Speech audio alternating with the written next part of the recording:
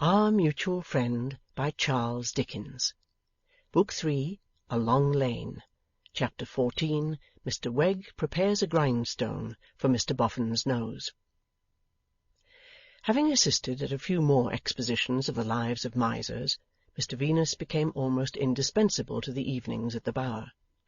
The circumstance of having another listener to the wonders unfolded by Wegg, or, as it were, another calculator to cast up the guineas found in teapots, chimneys, racks, and mangers, and other such banks of deposit, seemed greatly to heighten Mr. Boffin's enjoyment; while Silas Wegg, for his part, though of a jealous temperament which might under ordinary circumstances have resented the anatomist's getting into favour, was so very anxious to keep his eye on that gentleman, lest being too much left to himself he should be tempted to play any tricks with the precious document in his keeping, that he never lost an opportunity of commending him to Mr. Boffin's notice as a third party whose company was much to be desired. Another friendly demonstration towards him Mr. Wegg now regularly gratified. After each sitting was over, and the patron had departed, Mr. Wegg invariably saw Mr. Venus home.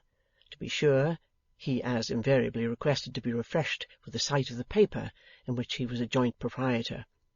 But he never failed to remark that it was the great pleasure he derived from Mr. Venus's improving society which had insensibly lured him round to Clerkenwell again, and that, finding himself once more attracted to the spot by the social powers of Mr. V., he would beg leave to go through that little incidental procedure as a matter of form.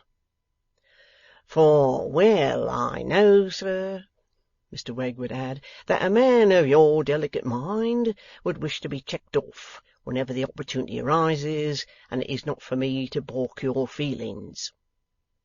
A certain rustiness in Mr. Venus, which never became so lubricated by the oil of Mr. Wegg but that he turned under the screw in a creaking and stiff manner, was very noticeable at about this period.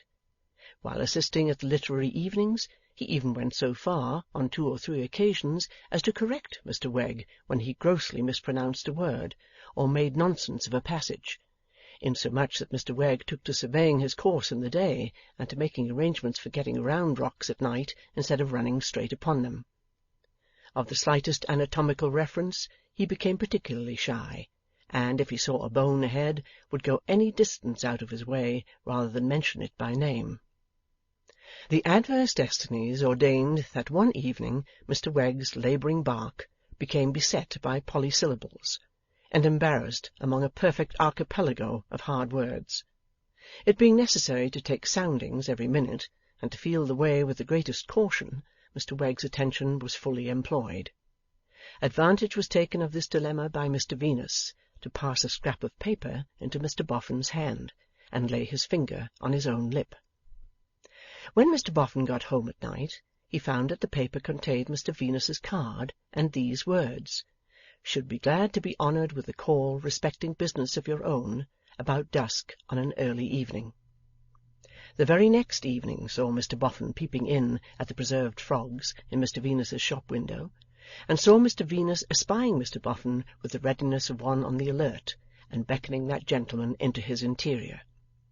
Responding, Mr. Boffin was invited to seat himself on the box of human miscellanies before the fire, and did so, looking round the place with admiring eyes. The fire being low and fitful, and the dusk gloomy, the whole stock seemed to be winking and blinking with both eyes, as Mr. Venus did. The French gentleman, though he had no eyes, was not at all behindhand, but appeared, as the flame rose and fell, to open and shut his no eyes, with the regularity of the glass-eyed dogs and ducks and birds. The big-headed babies were equally obliging in lending their grotesque aid to the general effect. "You see, Mr. Venus, I've lost no time," said Mr. Boffin. "Here I am." "Here you are, sir," assented Mr. Venus. "I don't like secrecy," pursued Mr. Boffin. "At least, not in a general way, I don't. But I dare say you'll show me good reason for being secret so far." "I think I shall, sir," returned Venus. "Good," said Mr. Boffin. "You don't expect Wegg, I take it for granted?" "No, sir, I expect no one but the present company." Mr. Boffin glanced about him, as accepting under that inclusive denomination the French gentleman and the circle in which he didn't move, and repeated, "The present company." "Sir," said Mr Venus, before entering upon business, I shall have to ask you for your word and honour that we are in confidence. Let's wait a bit, and understand what the expression means, answered Mr Boffin. In confidence? For how long? In confidence for ever and a day? I take your hint, sir, said Venus. You think you might consider the business, when you came to know it, to be of a nature incompatible with confidence on your part? I might, said Mr Boffin, with a cautious look.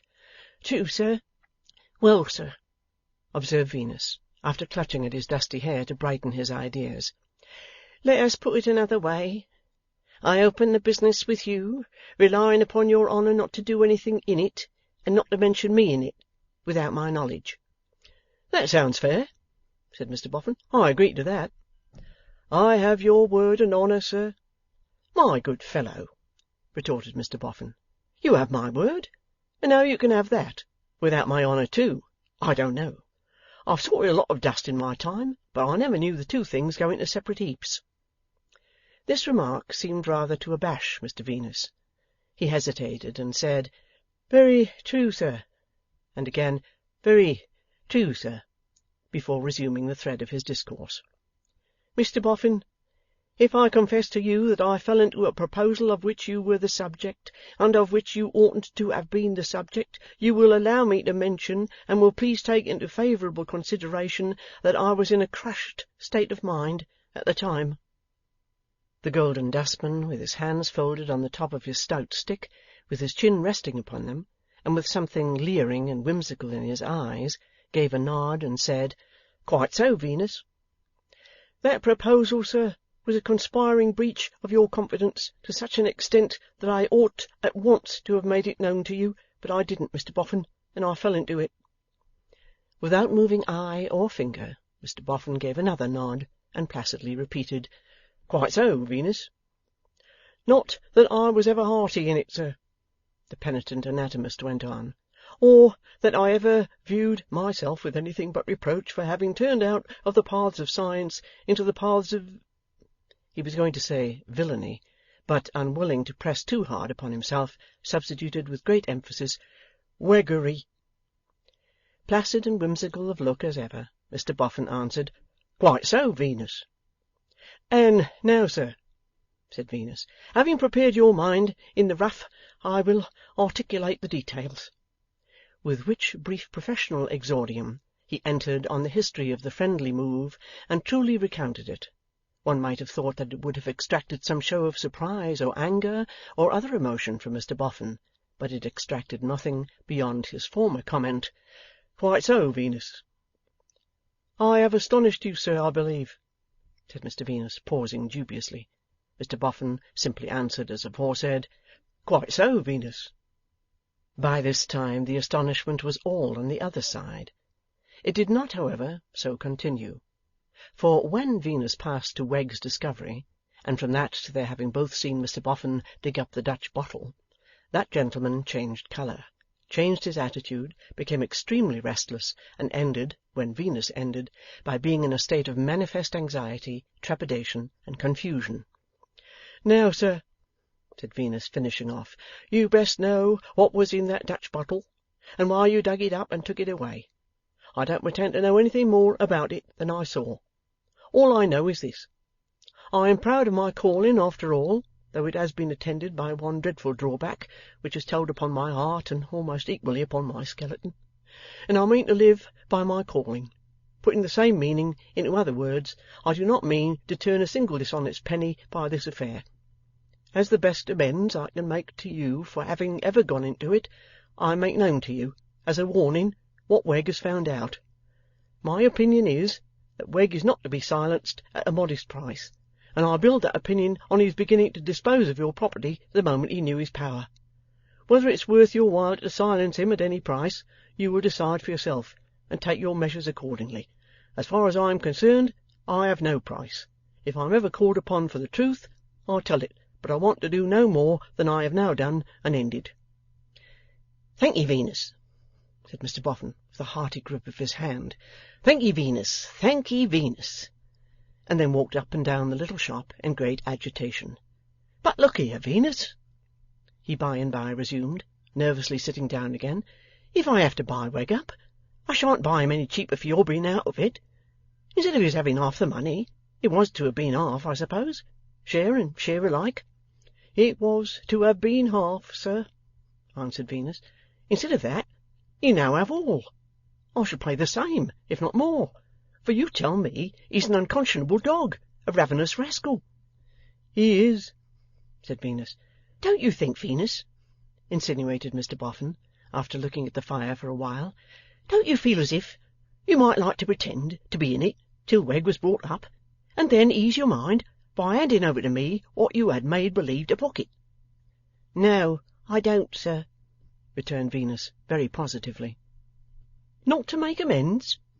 Insinuated Mr. Boffin. No, sir. It seems to me, after maturely thinking it over, that the best amends for having got out of the square is to get back into the square. Mused Mr. Boffin. When you say the square, you mean? I mean, said Venus, stoutly and shortly, the right. It appears to me, said Mr. Boffin, grumbling over the fire in an injured manner, that the right is with me, if it's anywhere.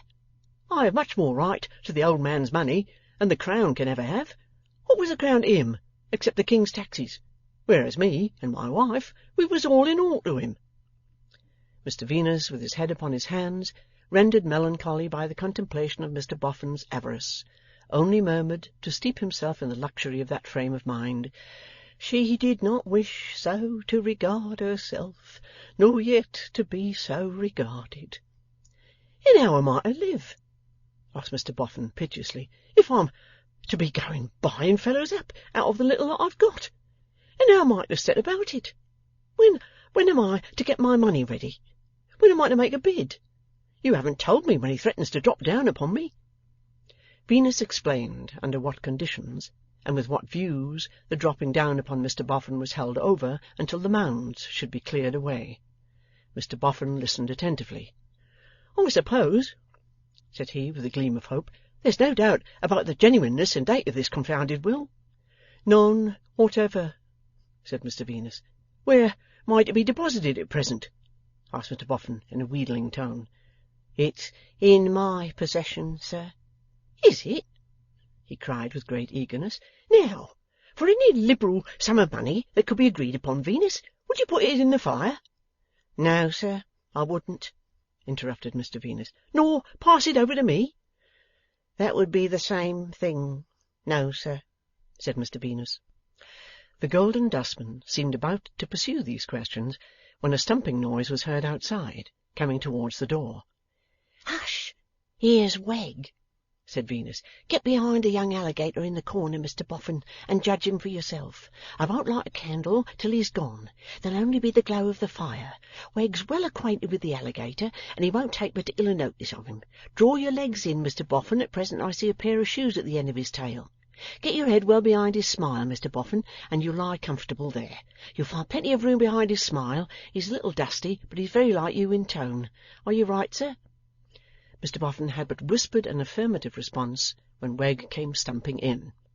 Partner, said that gentleman in a sprightly manner, how's yourself? Tolerable, returned Mr. Venus. Not much to boast of.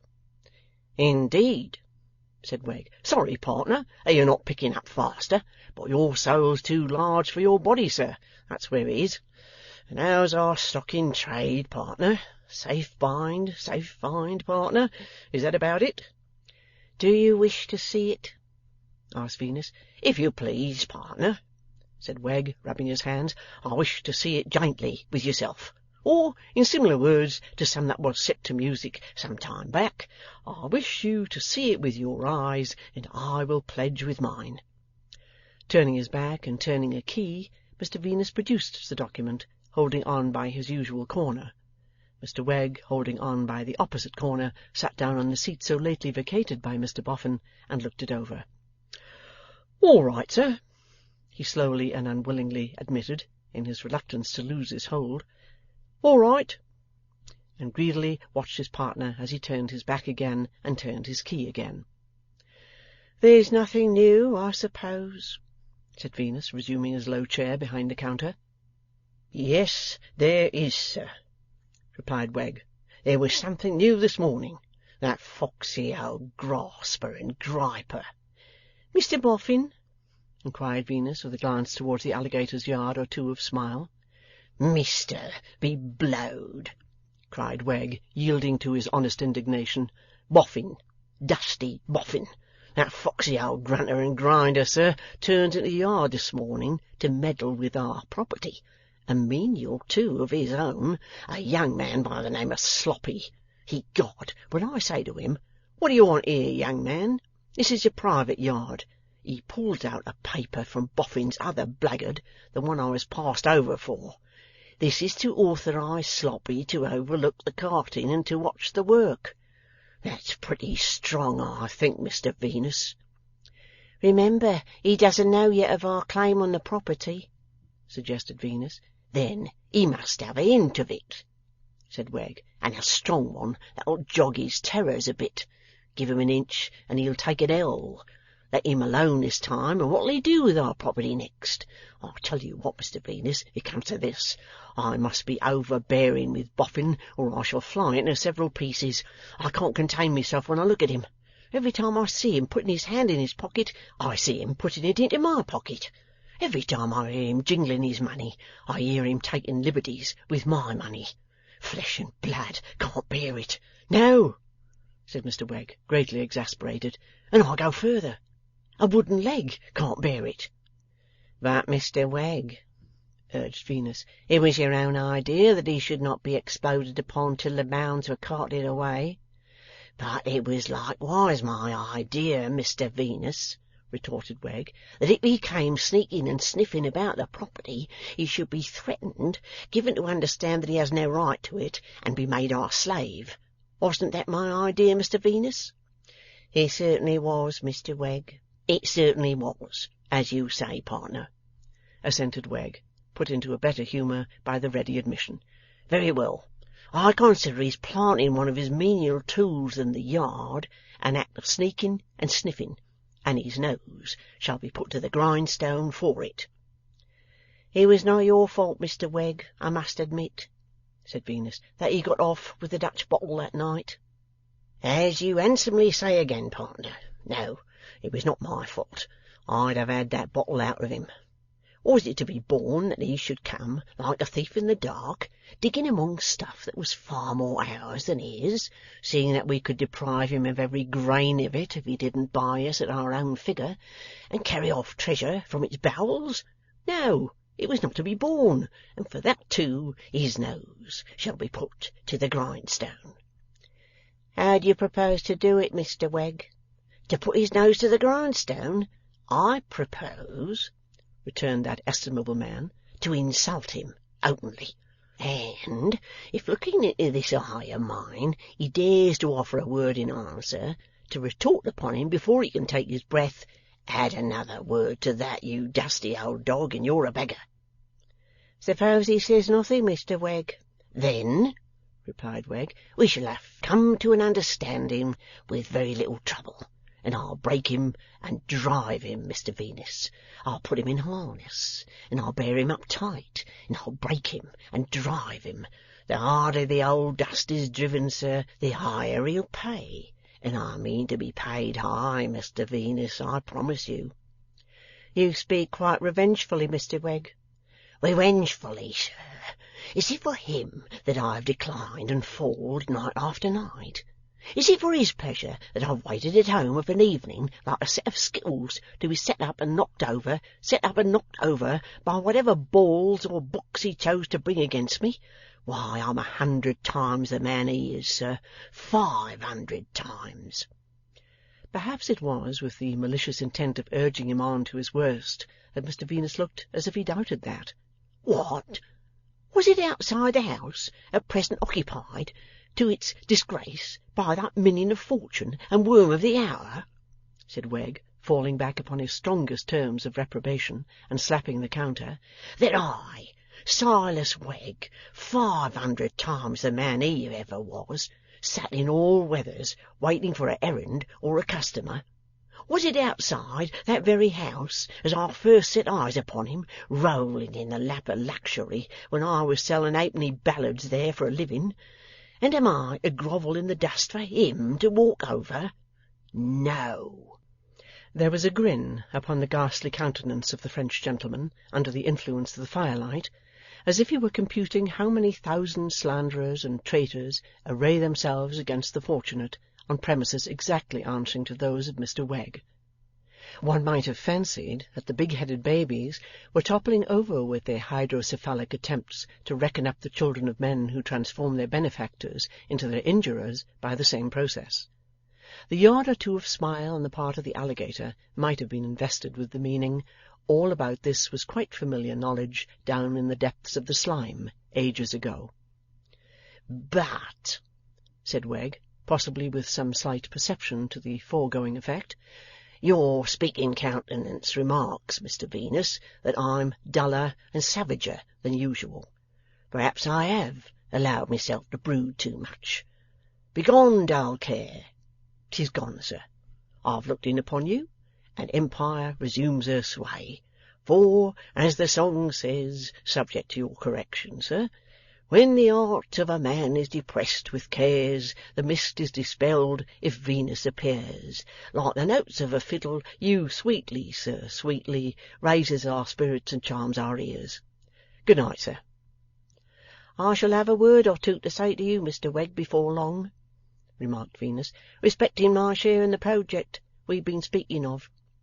'My time, sir,' returned Wegg, 'is yours.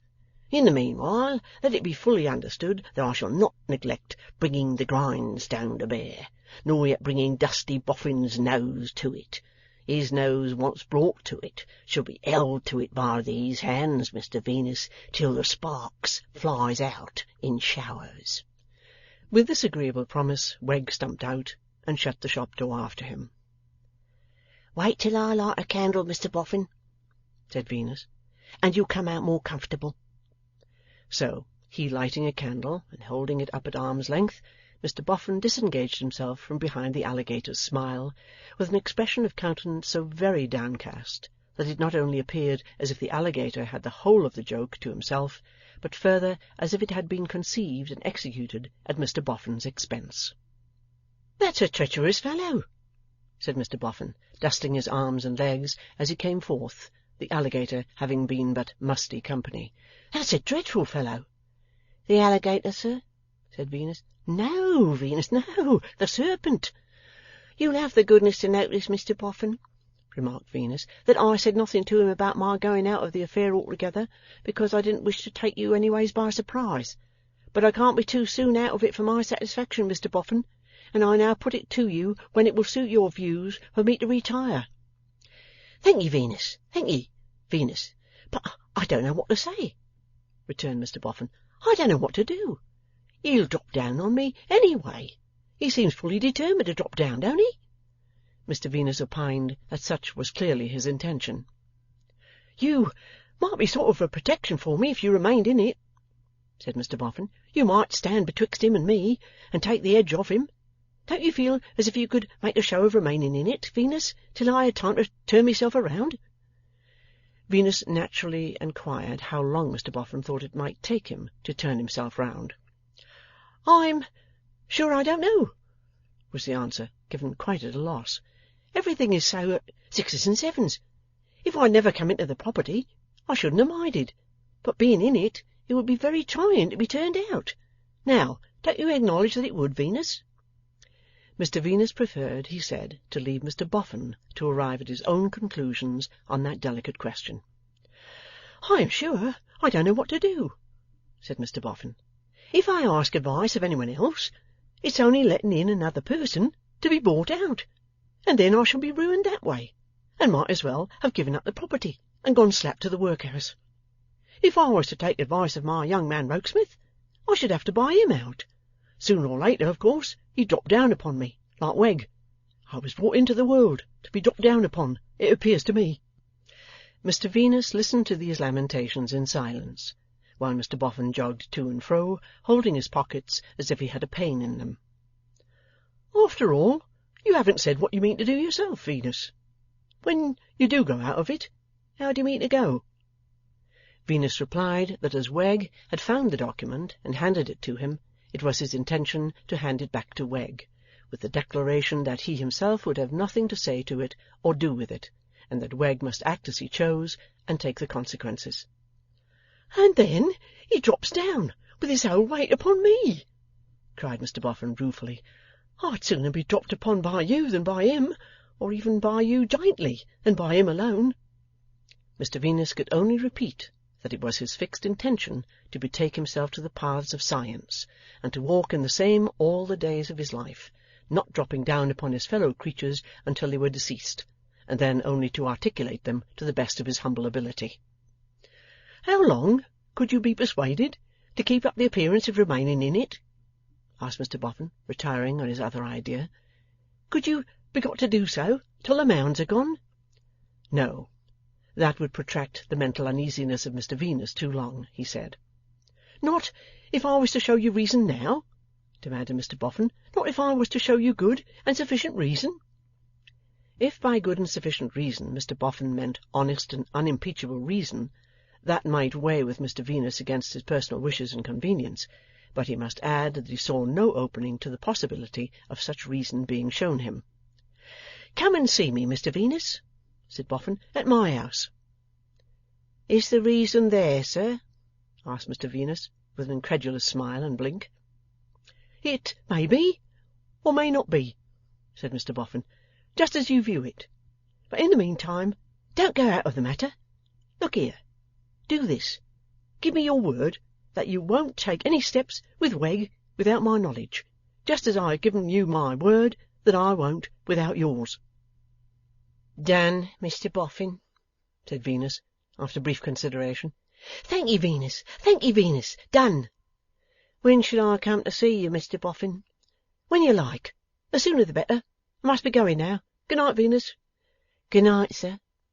"And good night to the rest of the present company," said Mr. Boffin, glancing round the shop. "They make a queer show, Venus, and I should like to be better acquainted with them some day. Good night, Venus. Good night. Thank ye, Venus. Thank ye, Venus." With that he jogged out into the street, and jogged upon his homeward way.